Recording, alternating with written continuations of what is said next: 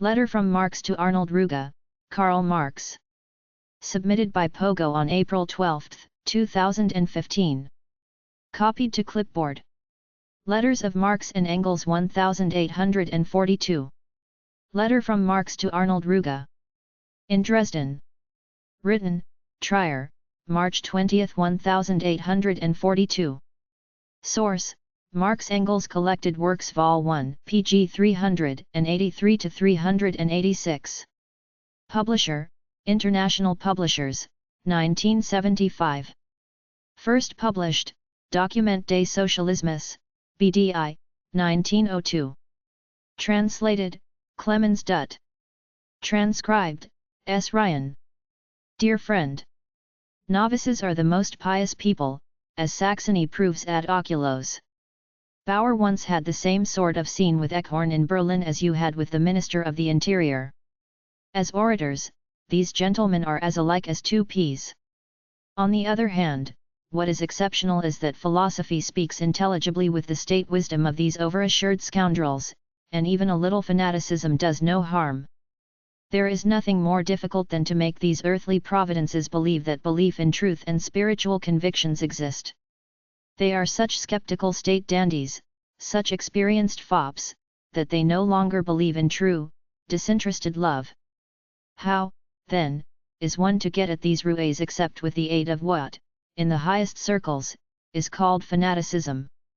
A guards lieutenant regards a lover whose intentions are honorable as a fanatic. Should people no longer marry because of that? It is a remarkable thing that the degradation of people to the level of animals has become for the government an article of faith and a principle. But this does not contradict religiosity, for the deification of animals is probably the most consistent form of religion, and perhaps it will soon be necessary to speak of religious zoology instead of religious anthropology. When I was still young and good, I already knew at least that the eggs laid in Berlin were not the eggs of the swan Leda, but goose eggs. A little later I realized that they were crocodile eggs, like, for example, the very latest egg by which, allegedly, on the proposal of the Rhine Province Assembly, the illegal restrictions of French legislation concerning high treason, etc., and crimes of officials, have been abolished. But this time, because it is a question of objective legal provisions, the hocus pocus is so stupid that even the stupidest Rhenish lawyers have immediately seen through it. At the same time, Prussia has declared with complete naivety that publicity of court proceedings would jeopardize the prestige and credit of Prussian officials. That is an extremely frank admission. All our Rhenish scribblings about publicity and publicizing suffer from a basic defect. Honest folk continually point out that these are by no means political, but merely legal, institutions, that they are a right, and not a wrong. As though that were the question. As though all the evil of these institutions did not consist precisely in the fact that they are a right. I should very much like to prove the opposite, namely, that Prussia cannot introduce publicity and publicizing, for free courts and an unfree state are incompatible. Similarly, Prussia should be highly praised for its piety, for a transcendental state and a positive religion go together, just as a pocket icon does with a Russian swindler. Bulow Kumaro, as you will have seen from the Chinese newspapers, makes his pen flirt with his plough. Oh, this rustic coquette, who adorns herself with artificial flowers. I think that writers with this earthly position for, after all, a position on plough land is surely earthly would be desirable, and even more so if in the future the plough were to think and write instead of the pen, while the pen, on the other hand, were to perform serf labor in return. Perhaps, in view of the present uniformity of the German governments, this will come to pass, but the more uniform the governments, the more multiform nowadays are they. Philosophers, and it is to be hoped that the multiform army will conquer the uniform one.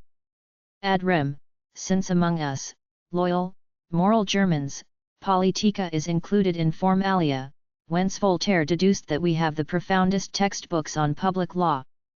Therefore, as regards the matter, I found that the article on Christian art, which has now been transformed into on religion and art, with special reference to Christian art, must be entirely redone because of the tone of the poison, which I conscientiously followed. Thy word is a lamp unto my feet, and light unto my path. Thy commandments make me wiser than mine enemies, for they are ever with me, and the Lord shall roar from Zion.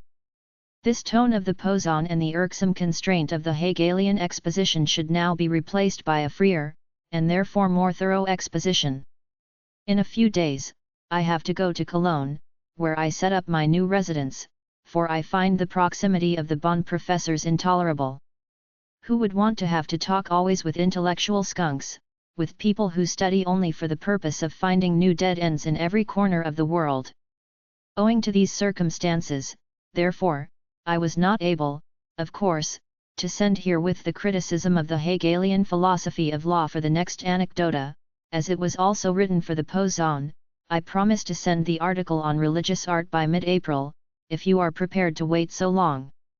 This would be the more preferable for me, since I am examining the subject from a new point de vue and am giving also an epilogue de romanticis as a supplement. Meanwhile I shall most actively, to use Goethe's language, continue to work on the subject and await your decision. Be so kind as to write to me on this to Cologne, where I shall be by the beginning of next month. As I have not yet any definite domicile there, please send me the letter to Jung's address. In the article itself I necessarily had to speak about the general essence of religion. In doing so I come into conflict with Feuerbach to a certain extent, a conflict concerning not the principle, but the conception of it. In any case religion does not gain from it. I have heard nothing about Koppen for a long time.